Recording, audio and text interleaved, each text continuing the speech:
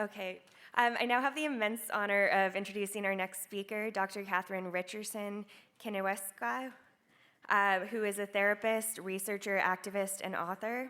She is the director of First Peoples Studies at Concordia University in Montreal and a co-founder of the Center for ResponseBased Practice. Cathy is Métis with Cree, Dene and Gwichin ancestry. She teaches counselors and social workers and promotes systems change and decolonization in all areas of social services. Still got a bit to go. Cathy is the lead researcher for a number of current studies, such as the Quebec Youth Network Chair, the Canadian Domestic Homicide Prevention Initiative with Vulnerable Populations, which my colleague Kate spoke about a little earlier this morning, as well as documenting promising practices for Indigenous transition housework. Cathy is the winner of the Canadian Counselling and Psychotherapy Association Indigenous Practice Award in 2019, and she is a co-organizer of the Dignity Conferences. Cathy was a Green Party candidate in the Quebec provincial election in 2018, and she is currently working on 3 books, wow, which should be available in 2020. Please join me in welcoming her. Yes, of course. Thank you. So glad to have you here. Tanzanito Demtek. I have the sheet here with the appropriate language to greet you. So I was thinking if Vicki Reynolds were here, she was a keynote last year, I believe, she would be calling you cool cats. Hello, you cool cats. But I was thinking, in terms of solidarity and labor, brothers and sisters isn't on here. So I think I just have to resort to my Indigenous terminology and call you all my cousins. Yeah.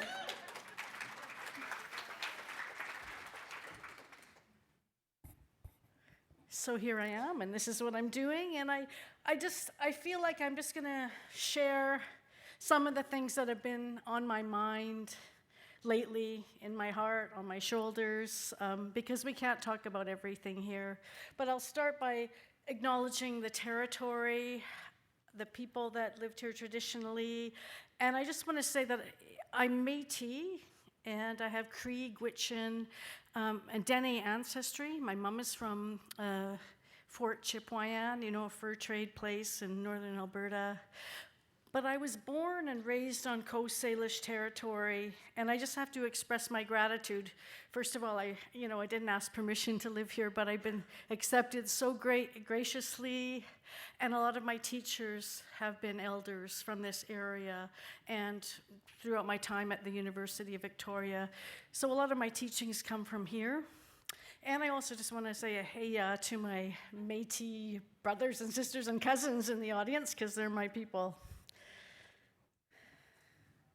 So I think it's important to acknowledge the traditional caretakers of the land for different reasons, but one of the things I notice so much when working with Indigenous people around healing and recovery and trying to get strong again is that we really do need clean water, and we need cedar trees and forests and access to the sea and oceans and things to be accessible and available. So I always acknowledge Mother Earth every morning.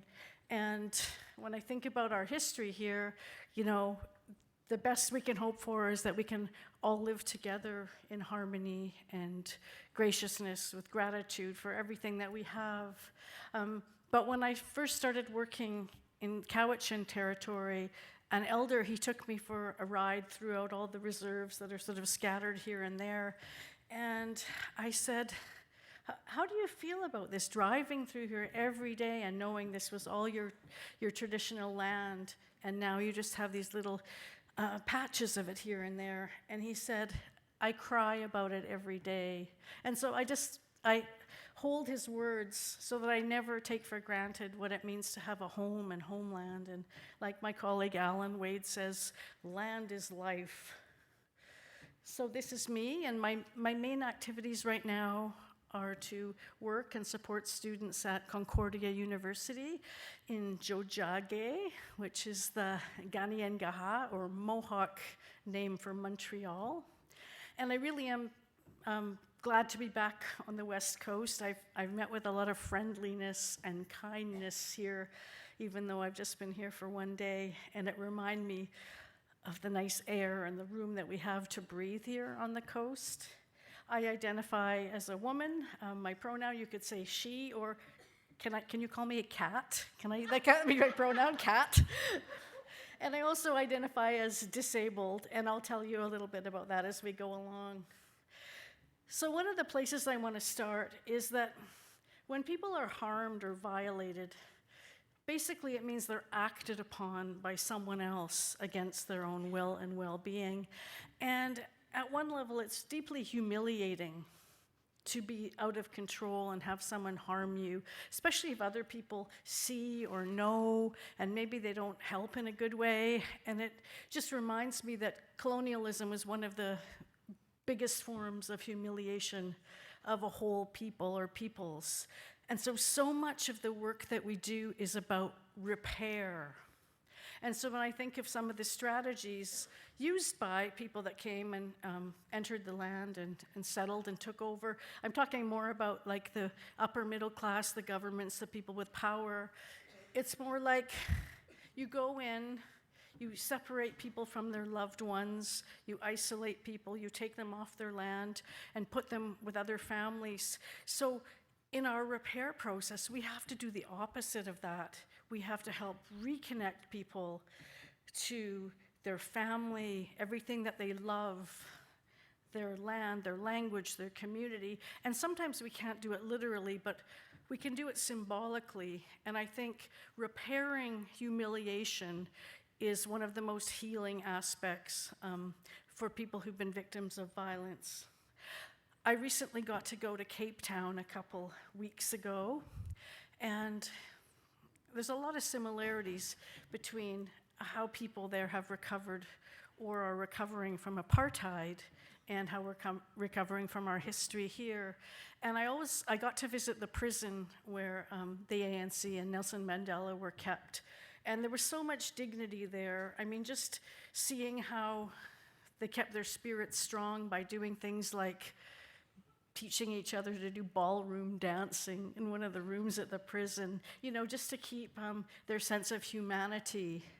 And I love this little story from his biography, because he says, when I was a young boy, I was playing around and I climbed on the back of this donkey, and one of my friends, they whacked this donkey and it started running and it bolted me into this thorn bush. So there in front of all my friends, I started bleeding, I had prickles in me, I was crying, and they started laughing at me, and that's when I remember feeling the first sting of humiliation. And so I could invite you to think about, not really about violence, but just remember a time in your earlier life when people were teasing you or made fun of you or joked in a way that really affronted your dignity and what you did about that at the time. Because I find with former victims of violence is during these times when they've been so dishonored, they tend to make, or we tend to make, commitments. Like, when I'm a mom and I have kids, I will never let anyone do to my kids what was done to me. And I find that to be quite universal, actually. So I'm not interested in how people are affected by violence and all that kind of psychological talk, but I am interested in how people have made their lives in spite of these terrible things, and how important it was that they got the kind of help they needed when they needed it, in ways that helped to restore their dignity. So here we go. So what is dignity all about? I mean, we could have a long conversation, and it's probably a bit similar and a bit different for all of you here. But for me, from an Indigenous perspective, it's kind of like that spirit that we're born with, and it stays intact inside of us. But sometimes, again, when we're humiliated or affronted, we feel like we have to pull it in and hide it more at the interior of our being, because we don't feel very safe. So there's a number of teachings around it, but what I want to pick up here is humiliation requires just redress. And if we don't do that, it leaves an open wound. So in my work, I always think about whether it's on an individual or a group level, how can we do that that redress. It's central to our collective well-being. It's why our parents teach us manners, to say please and thank you rather than pass the damn salt, that kind of thing. And little kids, they learn from the beginning. They're not allowed to say, if they go to Auntie's house and she makes them some nice spaghetti, they're not allowed to say, ooh, this is terrible. Because the minute they do, some adult intervenes and says, you can't talk that way about Auntie's food. She really cooked all morning just to feed you. And so we're guided all the time in our families to be kind to one another, because nobody likes to see people harmed or embarrassed. So this is why if we have a colleague that's going in to meet with the boss, but they might have spinach in their teeth, we usually say something, or we might think in our head, is it better if I say something now, or I don't say anything and they just find out later? Like, we kind of weigh out how much we like them and what's at risk. We're always doing like risk analysis, right? So in so many ways, dignity is the central core of who we all are, and it's the blanket or the fabric between us.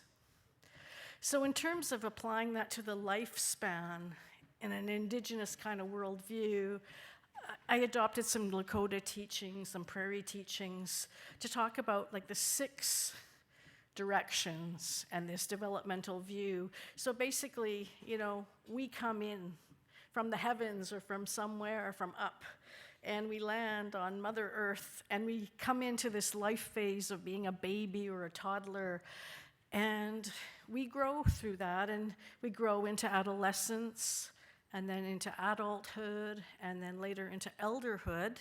And each phase of life has its particular teachings and learnings and lessons.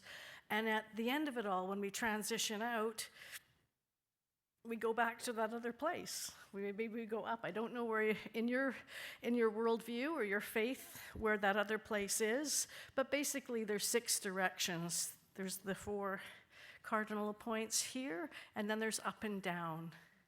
And then part of the teachings that I have been raised with is that there's people from the 4 directions and in between. We can't forget the in-between people, right? And from every point, everyone has their own teachings. And really, when we're all together, there's more balance, there's more wisdom, there's more cohesion. We really need each other on the earth to do the things that we need to do in a good way.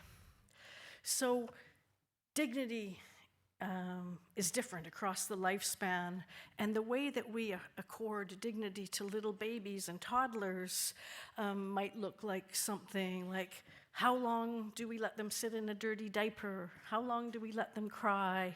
What kind of reassurance do we give them so they know that they're always part of a family, that they're here?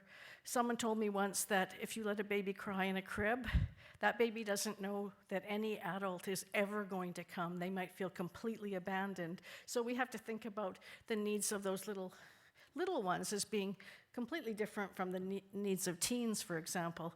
So these are my teens. My youngest one just turned 20, which is great, is sort of entering into that young adulthood phase. And so the kind of dignity that teenagers need is really, it's about self-governance, right? It's about autonomy. And for parents, it's about how much freedom can I accord these young ones who are finding their purpose and exploring life in the community while still holding them in some safety and some accountability so that they'll be okay. But we can't control that as much because part of their task is to move out and to let go a little bit so they can find out who they are, right? So the next one is around adulthood, and I could say that I'm probably in like late adulthood now, and that comes with its own particular needs for dignity. For example, if I'm on a plane, I need to sit in the aisle. I need to be near a bathroom. I noticed like somebody used the word old and crickety, like that's part of the adult experience, right? And sometimes you leak when you laugh now. Like these are things you have to think about. Okay, how can I safety plan for all this stuff, right? And so there's elders, right? So personally, I believe that elders shouldn't have to pay utility bills. Wouldn't it be great? I saw on Facebook somebody said, don't give an elder that porcelain duck for Christmas, pay their hydro bill, right? So, and also, elders are elders. They have knowledge and wisdom. They've lived so much, but they don't want to be treated like children, right? So we have to balance all that and hope that in the care homes and the facilities that we really don't treat elders like children. So I like this quote from Kwame Nkrumah, a former leader from Ghana, because it reminds me of teenagers. He says, it's far better to be free to govern or misgovern yourself than to be governed by anyone else. It's something about dignity there. We like to make our own choices, and if we mess up or transgress, we have to be accountable. We can say sorry, and then we can live out the sorry and show people that we really mean it. So with my little Rupert, I kind of encouraged, counselors, social service providers to develop a little framework so they could tell if the people they're sitting with are feeling dignified after the conversation. Because for me as a therapist, if I sit with somebody for 60 minutes and then we're parting, if they don't look like I've done a good job, if they go out feeling worse, then I think I've missed the mark. I haven't really done it. So I look to, people's eyes. Are they looking at the floor? Are they looking at me? Do they have light in the eyes? That kind of thing. How much do they sparkle? Do they joke with you? Or do they smile? How can you tell that you did a good job to make them feel respected and cared for?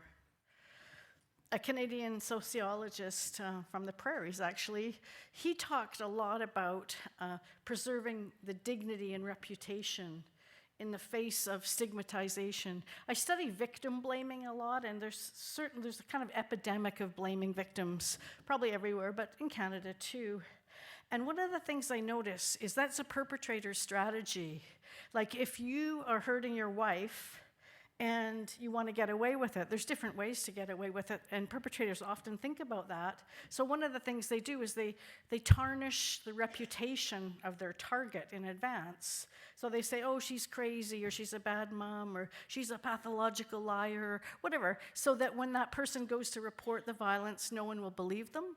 So in that kind of context, it's really important to find ways to get your dignity back, to get your respect back in the community, because we do have this tendency to blame victims in some way, even if we don't mean to, but saying, oh, that's terrible, what happened to you, but why were you in that part of town, like at midnight, or why were you wearing that skirt, or all the cliches, right?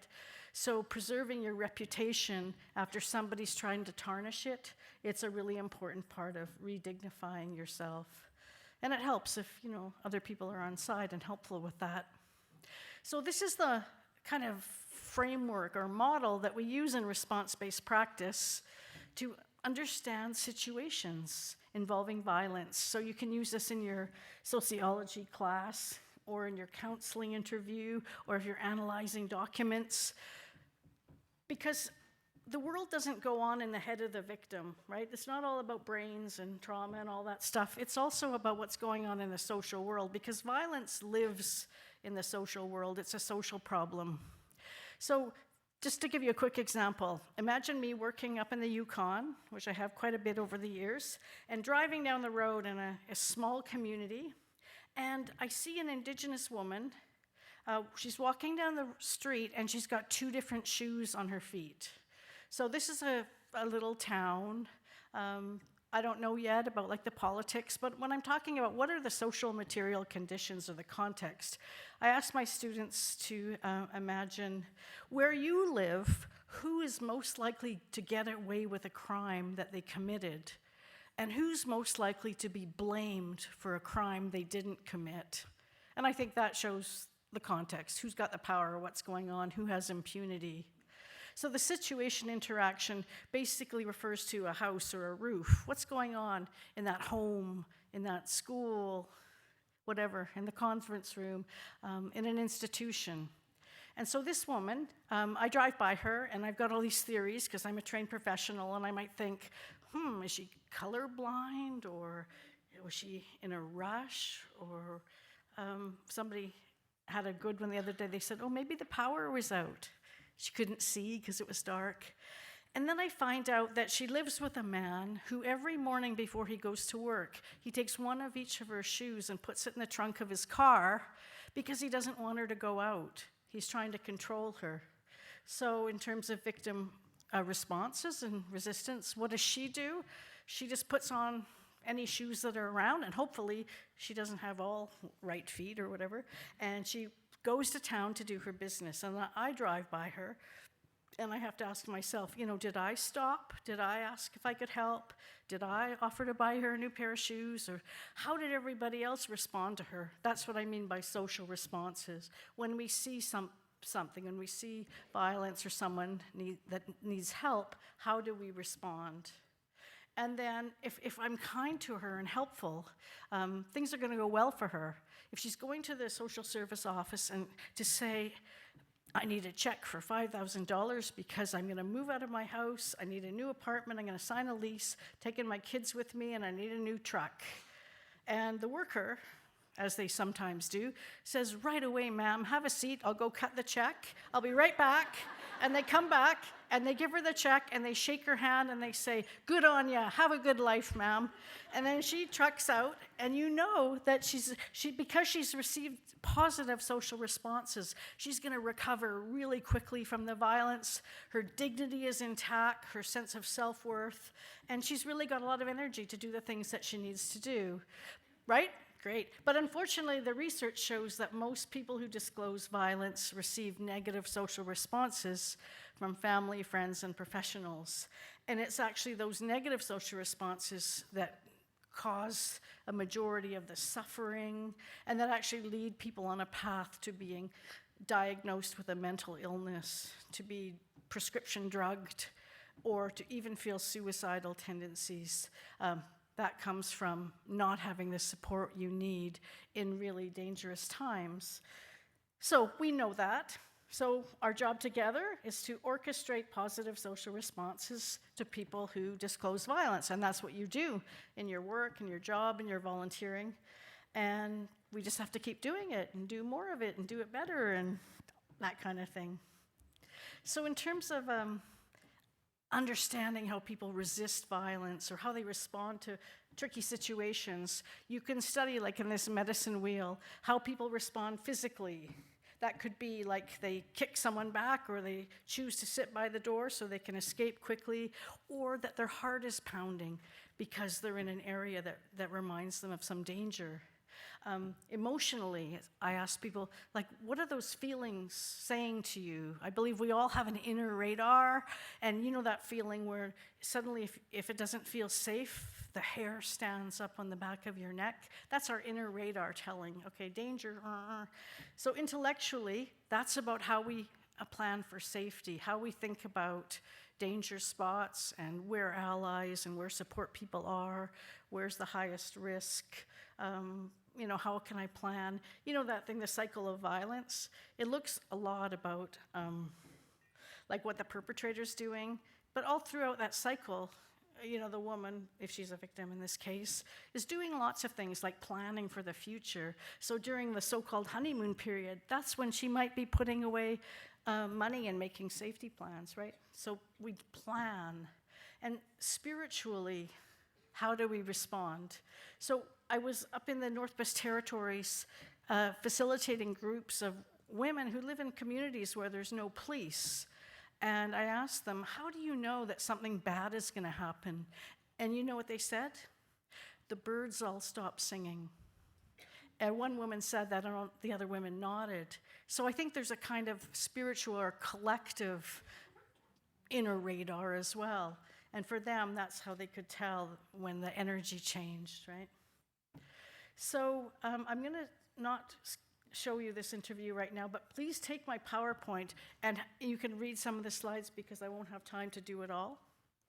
But in response-based practice, these are some of the problems we seek to address. Because I don't collapse it all together. If it's all together, then we don't have the correct analysis to actually deal, like the violence against boys. We need a really different framework than dealing with violence against elder women, for example, or immigrant women.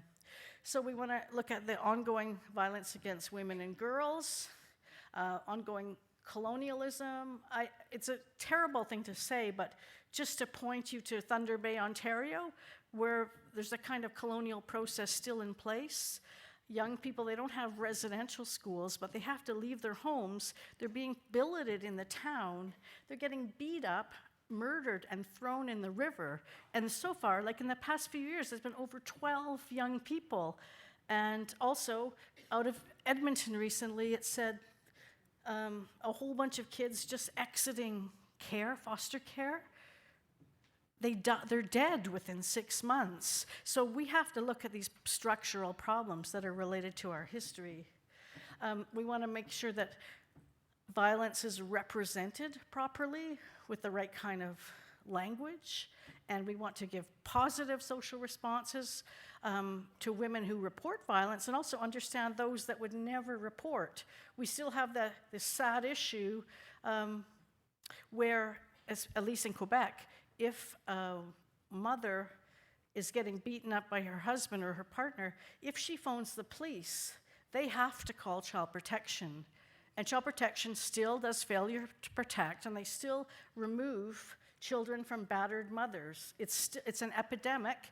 It's, I'm trying to address it. I'm a social work educator, but it's wrong because just because you're targeted by violence, it doesn't mean you're a bad mom. So many women will never report violence because they don't want to lose their kids.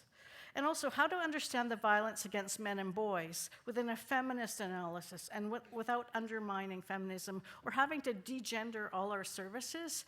And I really appreciate Mr. Farnworth in his talking about very progressively gender-based violence, and I like the language. I think that's the kind of thing that we need because it makes me feel more safe. So we have to look at the realities that exist, and I'm only going to do this for a minute, but this Margaret Mitchell, she was a member of Parliament, and she stood up in Parliament and said, 1 in 10 men beat their wives, and she was heckled, and these men, they ridiculed her, and they threw things at her, stuff like that. But she kept fighting. We just had a report, Finding Power in Place. This report says that the Indigenous women issue of being missing and murdered is a kind of genocide or gendered genocide. And then lots of conservative politicians say, oh, that's an overstatement or whatever. But when you look at actually over 5,712 Native women missing, like where do they all go? They could fill like 10 football stadiums, right? These are huge social issues, and we have to find ways to address them. I just took this as an interesting look. So while the United States is involved in various wars here and there, they lost 2,002 soldiers in Afghanistan, 4,486 in Iraq. But during the same time period, 11,766 American women were killed by their husbands and their partners. And isn't that like a national scandal that should be like on the front pages, not more like this Trump stuff, but why do we sweep this under the rug? It's like epic, these numbers. Again, you could fill small countries with all these women who've been disappearing, right? So I just want to point out, what does violence accomplish? Because we don't talk about this very much, but it actually gets rid of the competition, right? If you're a man and you want to apply for a job and there's a bunch of women applying, I don't know, like if you have this gendered analysis that women are out to get you or whatever, if you do something to hurt them, or if you don't like that your wife is speaking up and challenging your authority, if you do something to hurt her, you kind of clear the space and no one's challenging you anymore. Violence against women prevents women from participating in civil society, right? It silences the people that would hold us accountable, the people in power. And it just, these 16 days to end violence, they end around December 6th. And that's when that guy, we don't say his name, but went into the engineering school in Montreal and murdered 13 women, or 14 women, because he thought they had taken his seat. He applied for engineering school and he didn't get in, but all these women were getting in. So this is the mentality.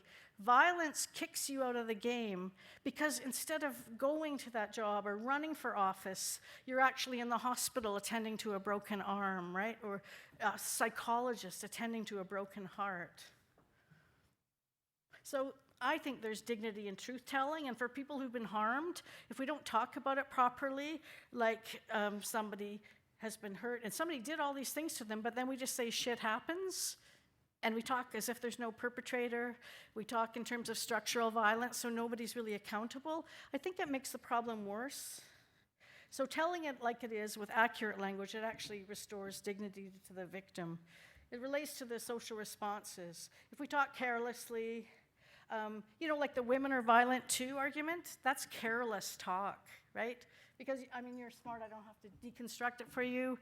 But basically, it's like this. In Quebec, there are so many Indigenous women in prison for murder, and they murdered their husbands or their boyfriends. And so why did they do that? Well, in most cases, they were victims of violence for years and years and years, and then one day they just held up their hand and said, no more, or they held up that frying pan and it hit his head and he died. So we have to understand the difference between violence and self-defense. And the other thing I learned, you could look at the research of Dominique Damon in Montreal. She studied women who use violence, and she said, women are more likely to use violence when they know that no one has their back. They're alone in the world. If they don't do something to defend themselves or their kids, they're going to get killed or they'll get seriously hurt. So that's when you'll see women using more violence, is when they feel they don't have any backup and the social system isn't really helping them. So just a quick digression into more political stuff. I think we need to talk about the links between violence against women and violence against the earth. We're doing more research about this, but certainly there's a few things you have to know. When we hurt the earth, when we do lots of socially irresponsible mining or set up large sites for pipeline development or that kind of industry, what tends to happen is lots of single men are attracted to the jobs. They come to the community and they get paid lots of money. They don't have a wife and kids with them typically. And so they have this money and they buy booze and cocaine, and then they want to go out, and then they want to have sex. And so it's written in the paper like, oh, the prostitution industry popped up or something like this. And there's a lot more sexual assaults, and there's a lot more use of roofies, those rape date drugs that young people tell me about. So women are less safe in communities where there's industry. And also with industry, I know I can say this because my grandparents, they went to live in Uranium City. And so my mom lived in Uranium City with her parents. And you know what they built there? They grew uranium and they made bombs with it. But a lot of the local people really suffered from radiation. They did this in the Northwest Territories. Even in Australia, the British dropped an atomic bomb in the middle of the desert where all the Indigenous people were living, and they didn't warn them. So that's why, I have stuff. I can't walk very well. And so I identify this way, like as a cancer survivor, because I've had it twice, and I've managed to heal twice from it, and I'm really pleased about that. But I always think of the community and all the people that are not doing very well, because whenever there's industry, it's really awful to say in public, but they tend to put their dumping grounds and their tailing ponds right by Indigenous communities. They do it in the United States, they do it in Canada, they do it in Australia, and so we get sick, right? There's communities in the north where women cannot breastfeed their babies because the toxins go right through the milk into the babies. There's so many things I could go on about that, but I just want to say that last time after recovering again, I made a commitment, and that's why I decided to run for the Green Party. So I ran, and I experienced politics, which was really interesting, and I got 781 votes. Thank you.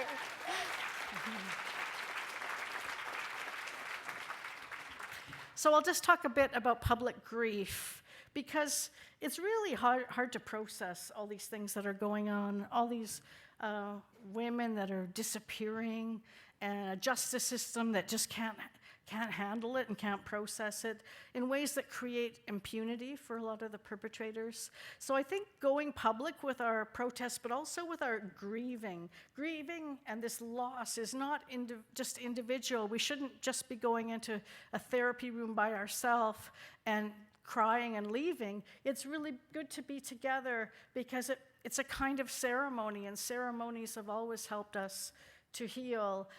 Public grieving restores our sense of connection and humanity, and it dignifies the spirit of life.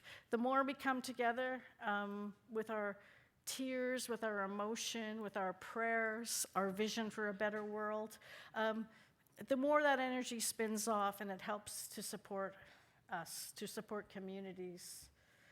We need to help people recover through giving back practices. How could we restore what was taken for somebody who was harmed? How can we, like I said, to reverse the colonial code, to help reconnect relationships? And yeah, there's some aspects of restorative justice that can be helpful. I don't know what you think of this, but I have a practicum student who's working on a project where male perpetrators are coming together in a room with female victims of violence, but they're not the same perpetrator that was there. So they're talking together, and they're trying to see if there's a little bit more safety. Well, and also because, people are really well behaved. People like to present themselves as being really decent and kind, even if they've done terrible stuff, right? So they're trying to talk about how can we help restore the humanity of each other while resolving violence. So some interesting ideas out there. Some people are actually giving land back. I collect these stories now, and there's some from California and Alberta and Saskatchewan. So I was telling people, you probably need your house right now, but when you die, why don't you bequeath it to the local Indigenous community? You don't need it after you're dead, right? So this happened. 2017, a rancher from BC, a woman also is returning her land. So it's a starting trend. And you know who's leading it? Ranchers. And they're typically conservative people. But I think about being a neighbor to an Indigenous community for your adult life and developing kind relationships gives you this idea that that could be a good thing to do. So just to comment on leadership, I think we've seen some wonderful leaders here today. When our leaders are ethical and accountable, women and children are more safe, right? And when our leaders are corrupt, we've got, I shouldn't say this, but we've got tons of politicians in jail in Quebec for corruption and sort of crazy. When they're self-serving and non-transparent, women and children are less safe. It's just the way it is. So look to good models of leadership. The Prime Minister of New Zealand, Aotearoa, I think she's quite amazing as a role model. After there was this bombing, she really showed up for the people, and she tried to show that, I'm not anti-Islamic, and she sort of wore a scarf, and she was there hugging people. We don't really see prime ministers doing this very much, going out to the people and showing up and saying, I'm here for you. I think this is terrible what happened. So it helps to have kind, decent, thoughtful leaders. But it's tricky right now because all over the world, but in Canada too, if you want to be a woman politician, it's not really safe. What's happening right now to McKenna. People are attacking her office. They don't like whatever policies her government's doing, like carbon tax or whatever, but they don't attack all the men. They attack her. They write cunt on her wall. She goes to the movies with her kids, and people yell, men yell at her, and they're swearing at her in front of her family. She has to have security. Even when I was getting signatures to run in this election in Quebec, I had men that said they wouldn't sign. I said, you don't have to vote for me. It's just so I can participate in the political process. And some of them said, no, I'm not doing it. And I thought, oh, man. Okay. So a lot of MPs have been speaking out on experiencing sexual misconduct In the parliament buildings, they work there. So these are things that really deter. Like, it's like swatting someone out of the game. You can't participate, so we're going to hurt you, so you won't even want to be here.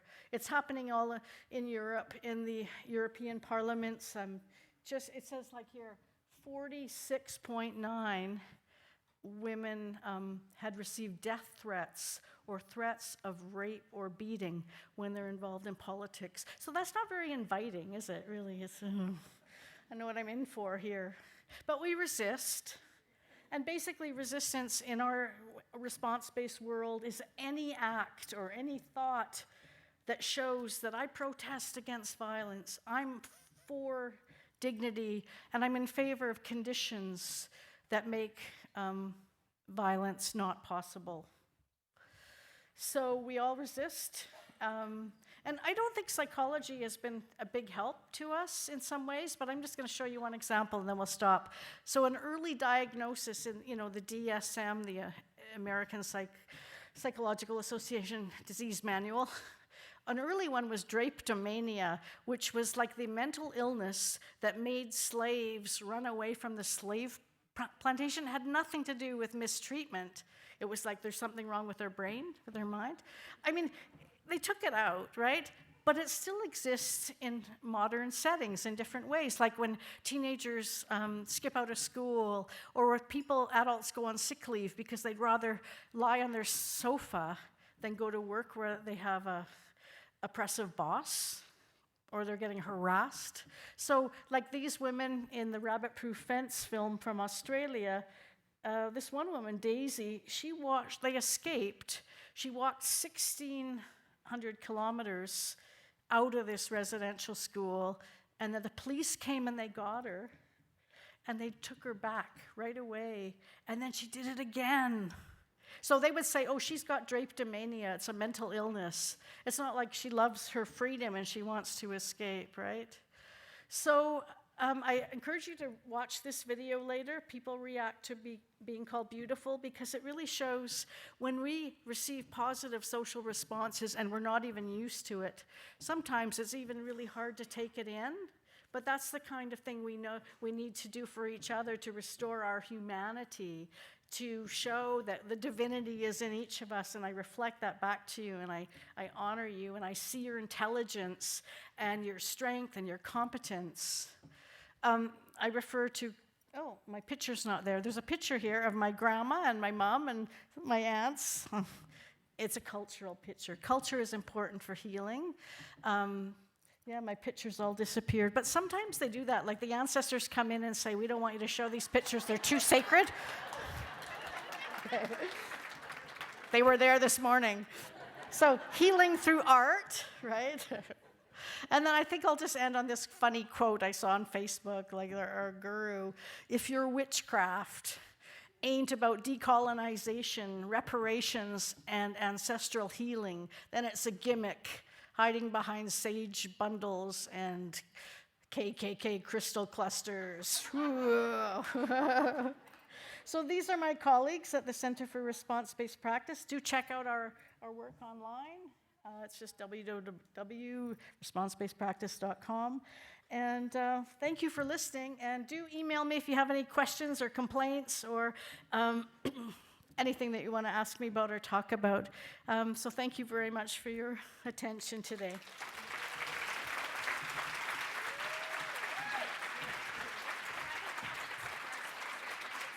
Yeah, sure, if you want to.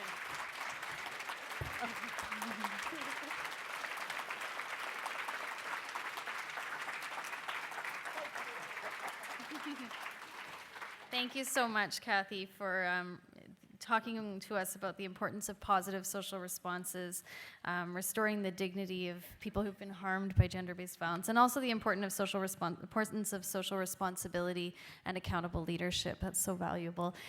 We have a few minutes, so we will just take a couple of questions this morning before we invite our next speaker up. So I'll just invite one or two questions for Cathy.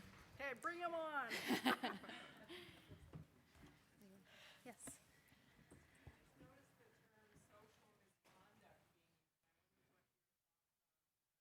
On what? Okay, so the questions are, what are Cathy's thoughts on sexual misconduct as a term? Well, I'm all about verbs. I'm not into nouns because nouns are labeling and they kind of put people in boxes and categories. So I also think that in some cases we try to preserve people's dignity. So we have a really abstract term like sexual misconduct. It doesn't point fingers to anybody. It doesn't really say what happened. So in general, I wouldn't use that kind of language in my work because we're all about like saying who did what to whom and how the other person responded. So we would use descriptions. So I guess when you're writing headings on a report or, chapter titles, you can't put a huge description. So I would find the term generally a bit obfuscating because nobody really knows like what happened or what does it mean, sexual misconduct.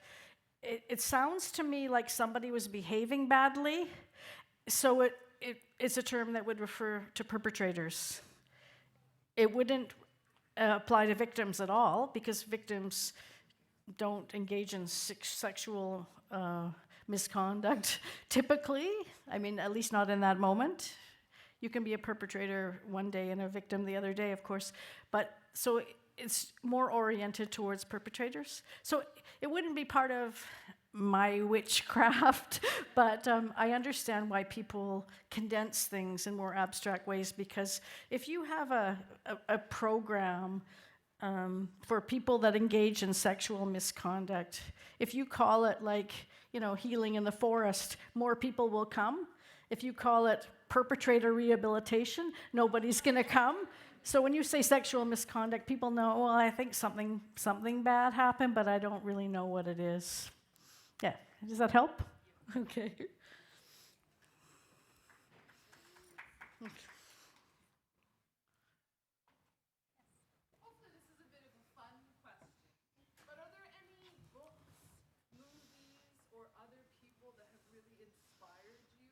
The last couple of years or overall? Yeah, typically, I think the work of myself and my colleagues has been really inspired by biography. So, like I showed a bit from Nelson Mandela, I'm a big fan. But any person who engaged in some kind of political activism or tried to change the world or speak out against all odds, that kind of thing. I mean, academically, I read stuff like bell hooks. When my daughter created my Facebook page, the first person I friended was Arundhati Roy, and she accepted my friend request, so I really like her writing. So, yeah. But mostly stories about people's lives and how they overcame or tried to overcome adversity. So definitely like Zora Neale Hurston and writing from the civil rights movement in the United States, and of course Indigenous authors. And one thing I wanted to tell you about mining. So I went to a talk of Lee Miracle. She writes a lot. And she said, in this talk, I quote her, that her community did a genealogy of the gold miners, the guys that came up from San Francisco and the Klondike and the Yukon and all that stuff, the pillage and rape kind of thing. And she said that out of that genealogy, they found so many like Hells Angels, bikers, mass murderers, and even the guy in Port Coquitlam in the farm, who I won't mention, he was also descended from there. So that's interesting, hey, to trace the lineage. Where do these really violent people come from, and what happened so that they were so disconnected from their family and community and values that they would hurt so many people? But typically, I'm more interested in resistance. Yeah. Thank you. Yeah, you're welcome.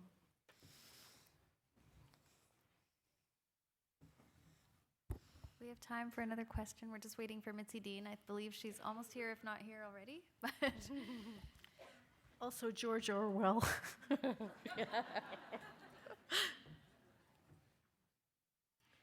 Okay, right. I'm free. Thank you very much. Thank you so much, Cathy. And of course, Cathy has a